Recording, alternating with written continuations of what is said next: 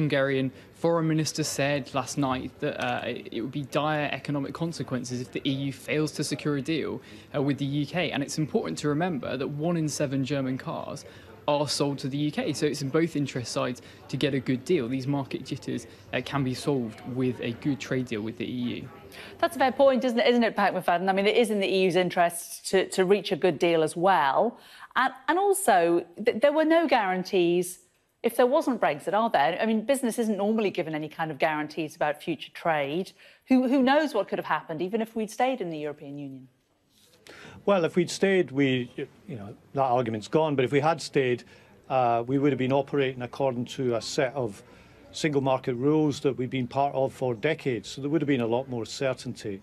I think what's interesting about what's happened today is that the figures from the automotive industry are not a forecast. They're not a survey of their members as to what they think might happen. These are actual investment figures which have already happened, which show that investment in the car industry in the UK has been cut in half compared to a year ago. So this is something that's already happened. It's not a forecast. It's not a warning about the future. And I think that separates today's news from some of the other things which have been so readily dismissed in recent days. That's fair assumption, isn't it, David? Because, this shows what the car industry is actually doing. It isn't a forecast. It isn't a what-if scenario. This is the reality, and they're saying it's not going to get any better. Well, it's nice to hear Pat say that he accepts that we are leaving the European Union because, it's worth listening to people when they talk about potential problems. But what it's not worth listening to is people that are using this to agitate to stop Brexit. It's really important that we remember the benefits of leaving the customs union and the single market. By staying in the customs union at the moment, we're getting dragged into a trade war with the United States. So, the idea that staying in is going to help us in any way is just for the birds. But sorry, that doesn't answer the question.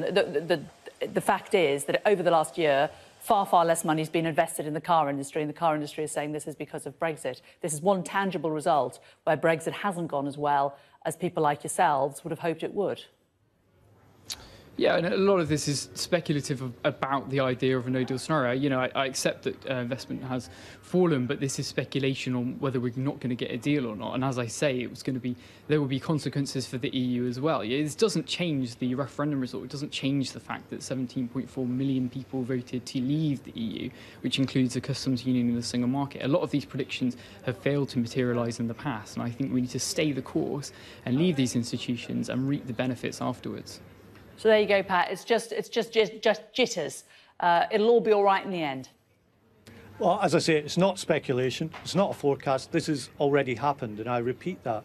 But what I think is perhaps the most interesting thing about the last week, because this comes on top of warnings from Airbus about the aerospace industry, from BMW, who make the hugely successful Mini in the UK, is the ease with which politicians have dismissed these warnings. And I think the last week has been very eloquent about what's happening to our politics.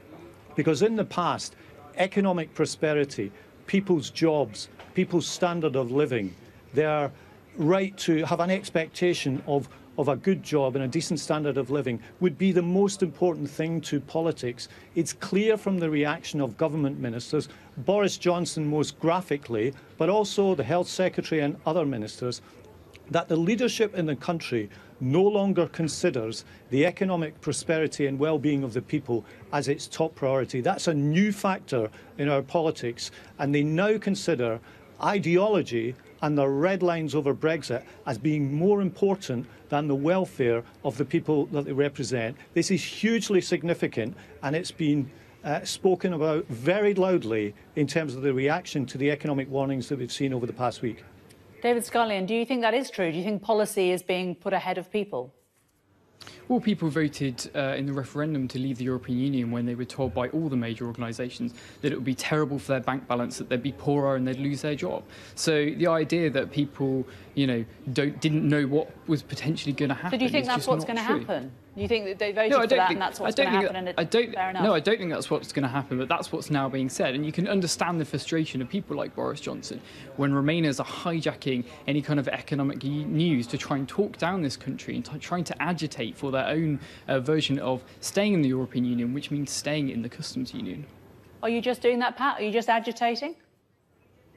No, the point is not whether we could argue all afternoon about whether these warnings and forecasts will be right or wrong. The point I'm making is that the leadership of our country now, Conservative cabinet ministers, no longer care what someone like Airbus says. 14,000 directly employed people, another 100,000 in the supply chain. The automotive industry, 169,000 jobs directly, 800,000 in the supply chain and indirectly through dealerships and so on. We've got a situation where our national leadership no longer cares about warnings from these industries. And I think that's a new and very concerning factor in our politics. We should be putting economic well-being of people first, not the ideology of the Brexiteers who are driving this agenda.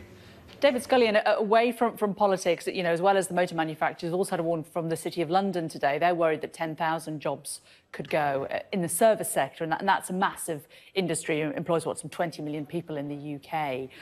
These are warnings coming from groups that are aside from politics, aren't they? These aren't organisations who, think that they can change the referendum result. These are just organisations saying, these are the facts on the ground. This is what we're concerned about over the last year. We've seen X number of people leaving the service industry from European countries. Yeah. Aren't they right? They have a right to state what they feel and their concerns.